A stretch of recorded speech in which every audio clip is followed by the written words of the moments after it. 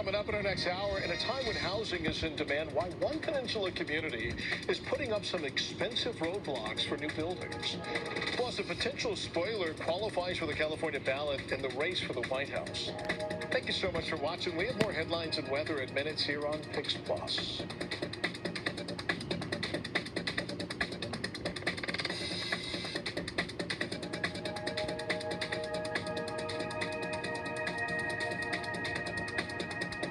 I was injured in a car crash.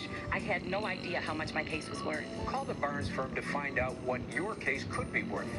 We will help you get the best result possible.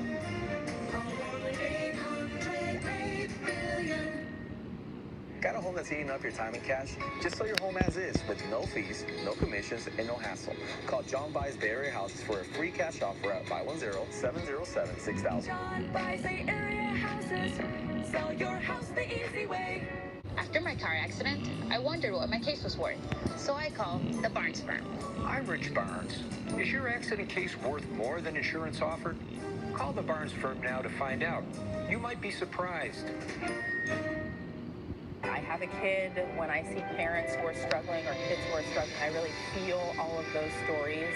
The Late News with Sarah Dachi, tonight at 11. Good evening, I'm Devin Feely. Your stories tonight on the Primetime Edition. By the time they're, I inform them of the costs up front, people are often reluctant to even start the process.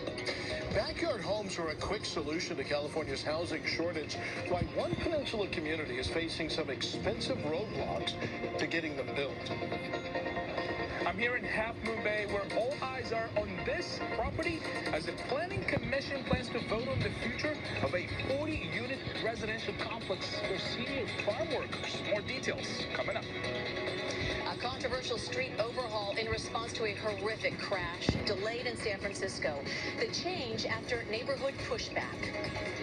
A nice start to the work week today. We'll finish April with normal temperatures, but a warm-up kicks in for the first few days of May. How long will it stick around? We've got details in the first alert forecast. And later, it's like the amazing race on BART. A group of friends made it their mission to travel the entire system as fast as possible to speed run for a world record. Sometimes you just gotta go out there, venture out, and do like these things that are just like outside of what you would typically do. From CBS News Bay Area, this is the Primetime Edition on KPIX Plus. Good evening, I'm Devin Feely. These are tonight's Primetime headlines. Students at Columbia University ignored a 2 p.m. deadline to leave their encampment. The university says that they have already started suspending students at the protest. 21 House Democrats sent a letter to Columbia's board today demanding an end to the encampments or that the trustees will step down. More on the local campus protests in our next half hour. Fire destroyed 53 units in Fremont, leaving the building red tagged. The flames broke out just before 6 a.m.